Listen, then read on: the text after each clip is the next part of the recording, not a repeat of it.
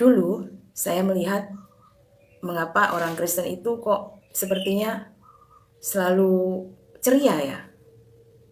Nah, zaman saya sekolah, waktu SMA ada teman dari keluarga Kristen.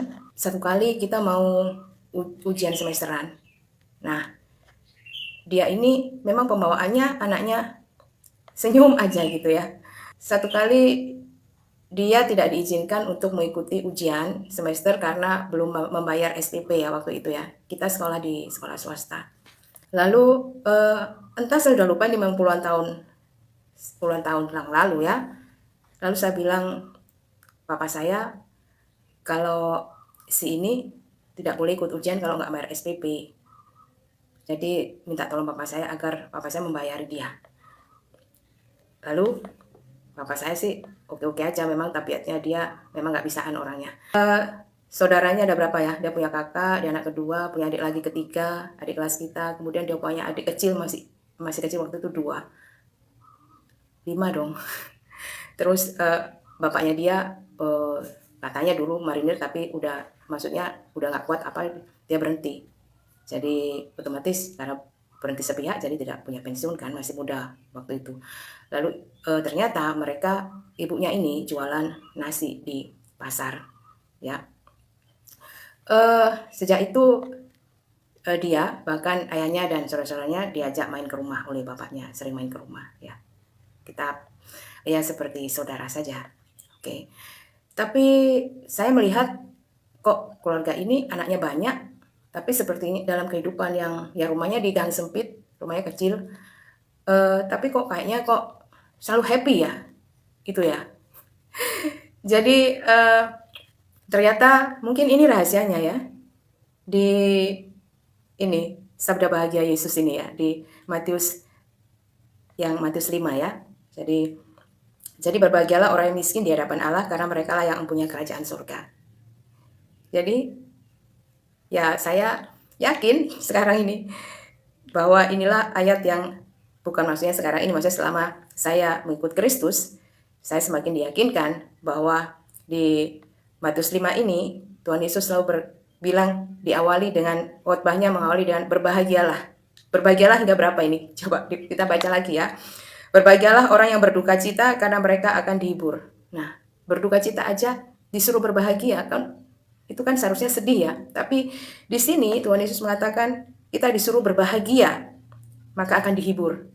Nah, bayangan orang dunia kan dihibur. Apa dihibur dengan orkes, dihibur dengan entertain dunia. Ternyata bukan ini maksudnya ya. Kemudian ya sekarang ya dalam perjalanan mengikut Kristus, saya semakin paham dihibur dengan apa? Dihibur dengan hadirnya diberikan kekuatan oleh Roh Kudus, ya penghiburan. Karena Roh Kudus adalah Roh penghibur. Lalu berbahagialah orang yang lemah lembut karena mereka akan memiliki bumi. Nah, lemah lembut ini memang orang yang nggak gampang tersinggung, nggak gampang marah, easy going person.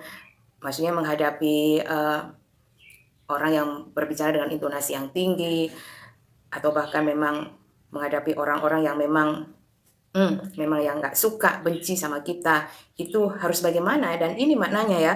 Jadi lemah lembut, ya lemah lembut bukan berarti kita lemah dalam jiwa, tapi itu tadi ada Roh Kudus ya yang membuat kita bersikap lemah lembut dalam menghadapi setiap orang, apalagi orang yang menurut kita orang yang bengis sekalipun ya. Lalu berbahagialah orang yang lapar dan haus akan kebenaran karena mereka akan dipuaskan. Nah, kebenaran. Puji Tuhan, saya sudah menemukan kebenaran di dalam Kristus ya, dan jiwa saya merasa puas. Berbahagialah orang yang murah hatinya karena mereka akan beroleh kemurahan. Murah hatinya dalam sikap hidup kita sehari-hari, kita memiliki welas asih ya. Kita terpanggil untuk memberikan pertolongan kepada sesama yang membutuhkan. Dan puji Tuhan, ternyata orang tua saya tidak pernah mengatakan hal ini, memang berkeyakinan yang berbeda, tetapi secara alamiah mungkin mereka ya, saya melihat sejak saya kecil, saya melihat sikap mereka yang memang senang berbagi ya, terutama kepada orang yang memang membutuhkan. Jadi bahkan mungkin waktu itu mungkin kemurahan hati kebagikan papa saya terutama itu disalahgunakan, hingga ya disalahgunakan, artinya ya ada gula ada semut ketika papa saya dalam keadaan berjaya, dan ketika papa saya sakit lalu ditinggalkan.